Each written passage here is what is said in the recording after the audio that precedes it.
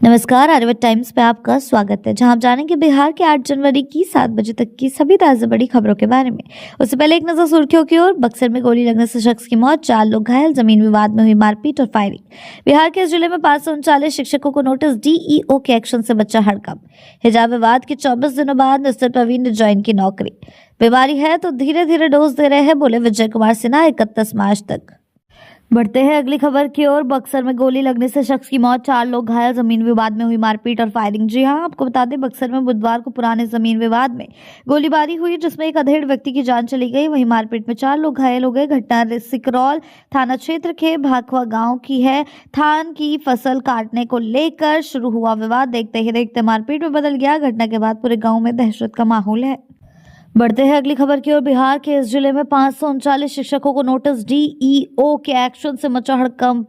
जी हां, आपको बता दें, बिहार के नवादा में जिला शिक्षा पदाधिकारी का बड़ा एक्शन देखने को मिला। ई शिक्षा कोष पोर्टल पर सेल्फी सहित लोकेशन बेस्ड उपस्थिति दर्ज करना अनिवार्य है। इसके बावजूद बड़े पैमाने पर उदासीनता सामने आई। करीब 539 शिक्षकों को डीईओ दीपक कुमार ने मंगलवार को नोटिस जारी किया। ये कदम पारदर्शिता और अनुशासन बनाए रखने की दिशा में उठाया गया है।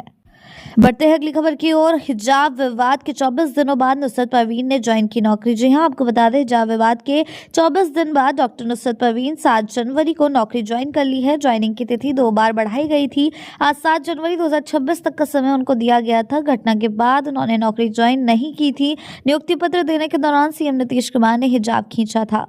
बढ़ते हैं अगली खबर की ओर। बीमारी है तो धीरे धीरे डोज दे रहे हैं, बोले विजय कुमार सिन्हा। 31 मार्च तक। जी हां, राजस्व एवं भूमि सुधार विभाग का पदभार ग्रहण करने के बाद उप मुख्यमंत्री सह विभाग के मंत्री विजय कुमार सिन्हा लगातार एक्शन में दिखाई दे रहे हैं। बुधवार को उन्होंने कड़े तेवर में कहा कि गलत करने वालों को हम डोज दे रहे हैं, लेकिन धीरे धीरे दिया जा रहा है ताकि बीमारी ठीक हो।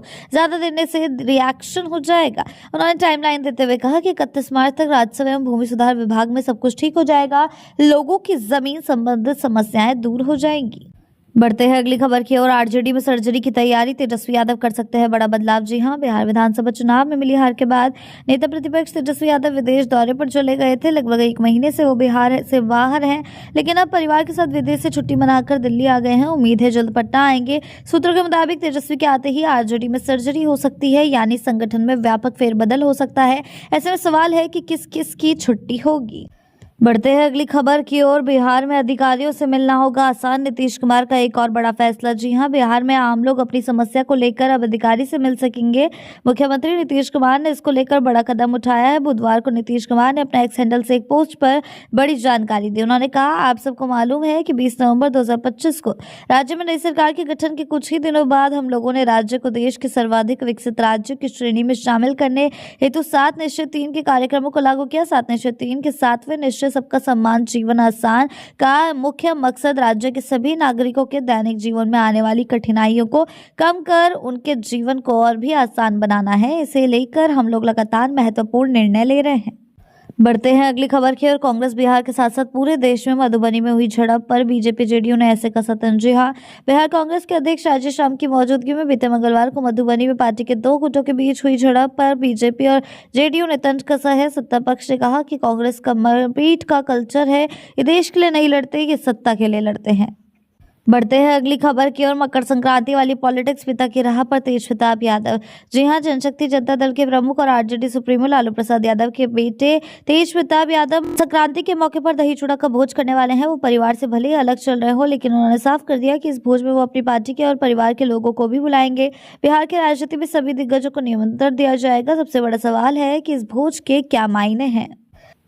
बढ़ते हैं अगली खबर की ओर। खुले में पेशाब करने और थूकने वाले होंगे नगर शत्रु, पटना नगर निगम के एक्शन से मचा हड़कंप। जी हां, खुले में पेशाब करने वाले और पान गुटखा खाकर सार्वजनिक जगहों पर थूकने वालों की अब खैर नहीं। पटना नगर निगम ने शहर को स्वच्छ और साफ सुथरा बनाने के लिए सख्त कदम उठाया है। नगर निगम के इस फैसले के बाद शहर में हड़कंप मच गया है और लोग सतर्क नजर आने लगे हैं।